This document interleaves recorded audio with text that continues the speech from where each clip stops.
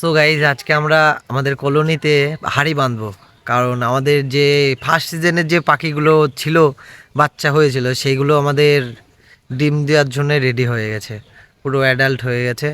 তো আমি কদিন আগে ফলো করলাম যে তারা অন্য হাঁড়িতে গিয়ে ঢুকছে বার হচ্ছে। তো ওটা তো অন্য পাখির হাঁড়ি। তো ওই কারণে আমি আরও কয়েকটা হাঁড়ি নিয়ে এসেছি, 4টে হাঁড়ি নিয়ে এসেছি।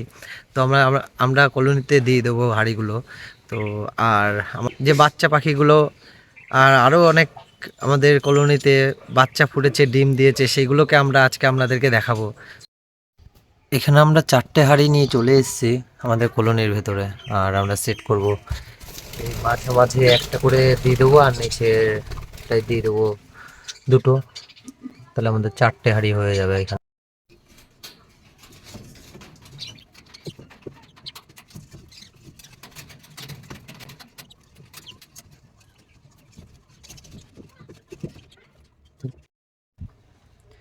এই হচ্ছে আমাদের বাজিসের বাচ্চা, আর গায়ে কত সুন্দর ফেদার চলে এসছে, দেখেছেন? দেখতে দেখতে অনেকটা বড় হয়ে গেছে এরা,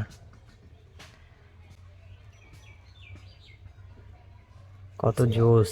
এদের প্রত্যেকটা বাচ্চার গায়ে ফেদার চলে এসছে, আর কিছুদিনের মধ্যে এরা আবার ফুল পুরো ফেদারগুলোই ভালোভাবে হয়ে যাবে। এই গরমের সিজনে পাখি টিকিয়ে রাখার খুবই একটা কঠিন একটা কাজ। পাশের হাঁড়িতে এটাতেও ডিম দিয়েছে, একটা ডিম আমরা দেখতে পাচ্ছি এই হাঁড়িটাই। আমরা লাস্ট হাঁড়িতে যাব।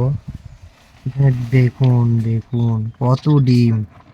1 2 3 6 7 8টা ডিম, 9টা ডিম দিয়েছিল এই পাখিটাই।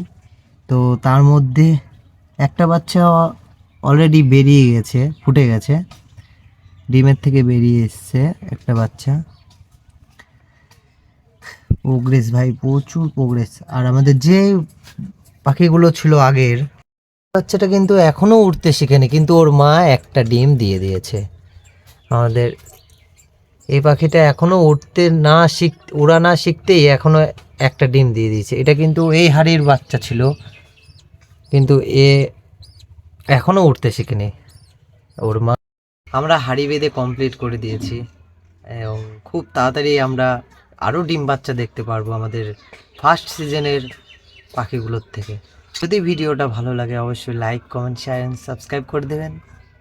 দেখা অন্য কোনো ভিডিওতে, ততক্ষণের জন্য বাই বাই ফ্রেন্ডস।